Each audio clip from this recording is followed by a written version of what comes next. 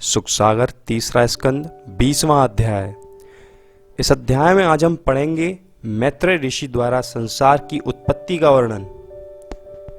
लेकिन उससे पहले अगर आप चैनल पर नए हैं तो चैनल को जरूर सब्सक्राइब करें और नोटिफिकेशन बेल दबाने के बाद ऑल पर क्लिक करें ताकि आने वाले हर अध्याय को आप सुन सकें। तो चलिए अध्याय आरंभ करते हैं। सूत जी बोले, हे ऋषियों, वाराह अवतार की कथा सुनने से विदुर जी को अत्यंत प्रसन्नता प्राप्त हुई।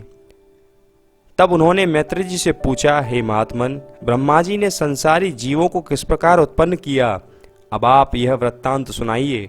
मैत्रेय जी ने कहा, जब पृथ्वी स्थिर हो चुकी थी तब श्री परम ब्रह्म प्रभु की माया से 24 तत्व प्रकट हुए। उसके अनंतर यक्ष नामक पुरुष उत्पन्न हुआ। जब उस पुरुष को भूख तथा प्यास लगी तब वह कोई भोज्य पदार्थ न मिलने के कारण ब्रह्मा जी को खाने के लिए बढ़ चला।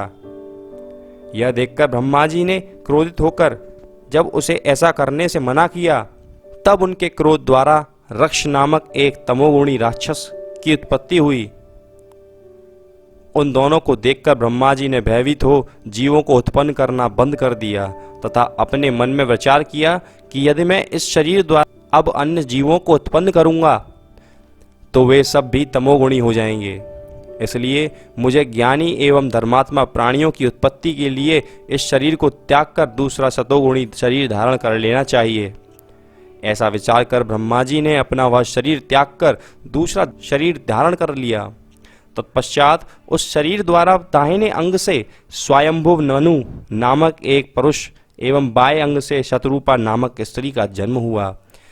ब्रह्मा जी ने उन दोनों का परस्पर विवाह कर दिया। तब स्वयंभु मनु ने ब्रह्मा जी से कहा, हे महाराज, आप मेरे लिए क्या आज्ञा देते हैं? यह सुनकर ब्रह्मा जी ने विचार किया कि मेरे जिस शरीर से स्वयंभु मनु तथा शतरूपा उत्पन्न हुए हैं उस शरीर से मैंने श्री नारायण जी का तप नहीं किया था, इसलिए श्री हरि का भजन किए बिना इन दोनों के द्वारा ज्ञानी तथा धर्मात्मा पुरुष उत्पन्न न होंगे।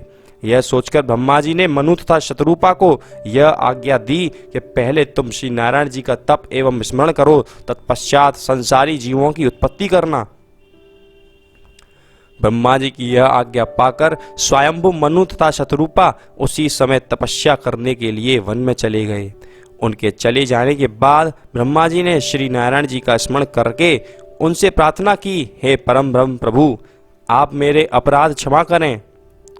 सृष्टि उत्पन्न करने में मुझसे बहुत बड़ी भूल हो गई है।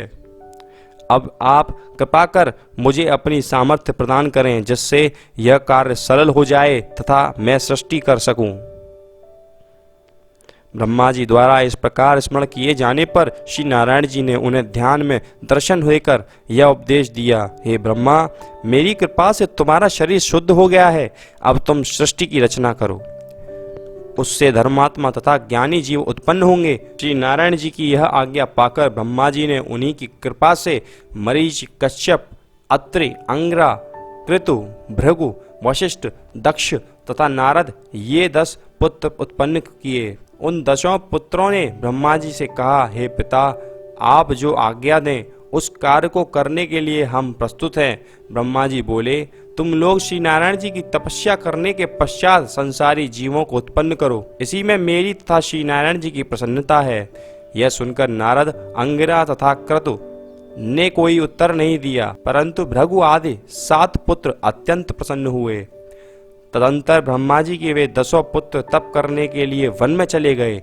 जिस समय ब्रह्मा जी के शरीर से स्वयंभु मनु तथा शतरूपा की उत्पत्ति हुई थी उस समय उनके पूर्व शरीर की हड्डी और चमरू से एक अंधेरा प्रकट हुआ। उस अंधेरे को यक्ष और रक्ष ने स्त्री जानकर ग्रहण कर लिया। और यहीं पर 20वां अध्याय समाप्त होता है। लेकिन अगर आप चैनल पर नए हैं तो चैनल को जरूर सब्सक्राइब करें और नोटिफिकेशन बेल दबाएं। और बाकी के अध्याय देखने के लिए डिस्क्रिप्शन में दिए गए लिंकों पर क्लिक करें।